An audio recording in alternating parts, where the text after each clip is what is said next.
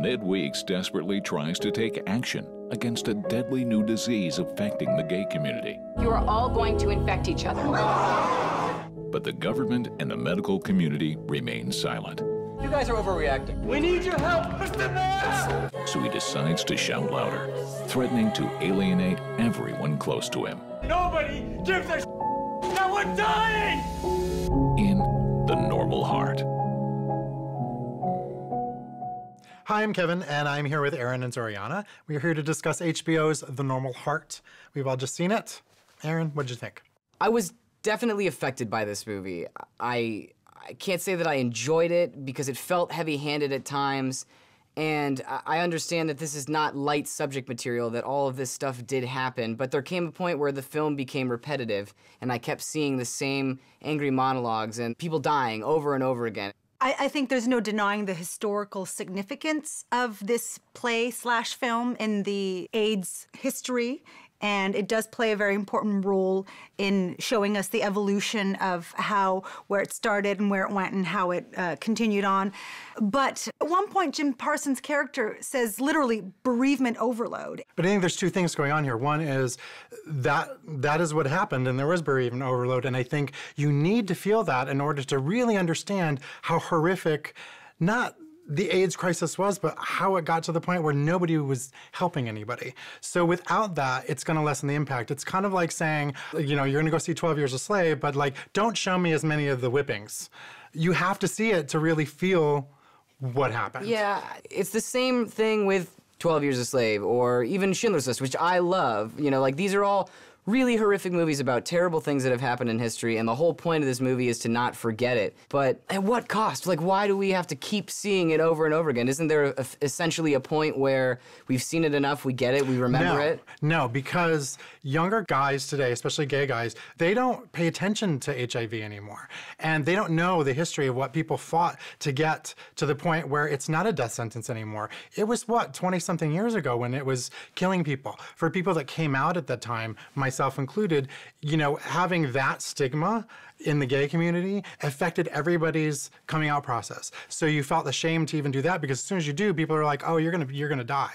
Yeah. So these things, I think, have to be remembered because a lot of people struggle through it. I think a lot of younger kids today need to get a history lesson because they don't take it seriously, and they should.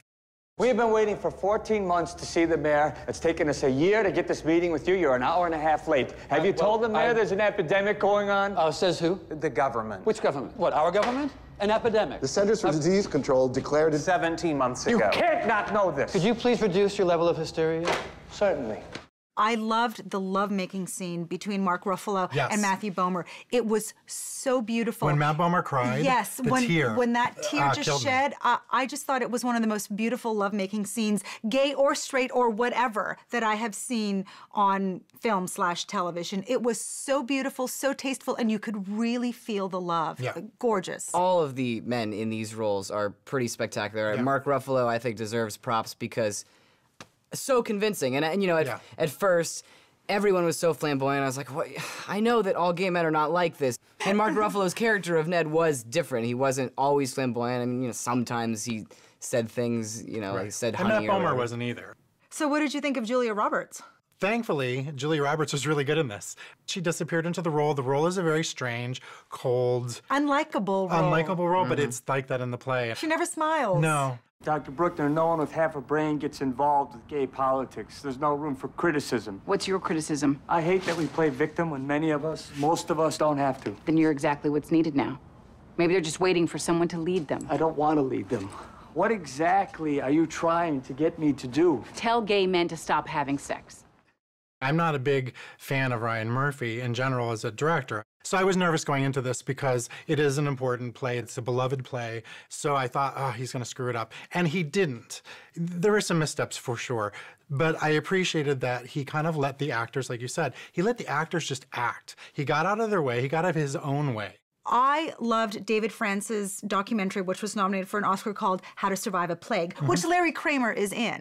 And that film affected me so much more than A Normal Heart. You see a mix of gay men who have AIDS. And here I felt like they just portrayed an upper class version. You have to remember, and that was hard to connect. It's about a certain group of people. The story is only about 6 or 7 people. And it's a true story. Yeah. I mean, Larry Kramer is Ned Weeks, and he helped, create gay men's health crisis and all that. So these were the people that he knew. I can concede to that yes, he was writing about this. But I think I wanted to be a little more moved. I mean, as much as I was moved by knowing that this is important and we should not forget what had happened, I wanted to be touched a little bit more in the heart, and I just wasn't.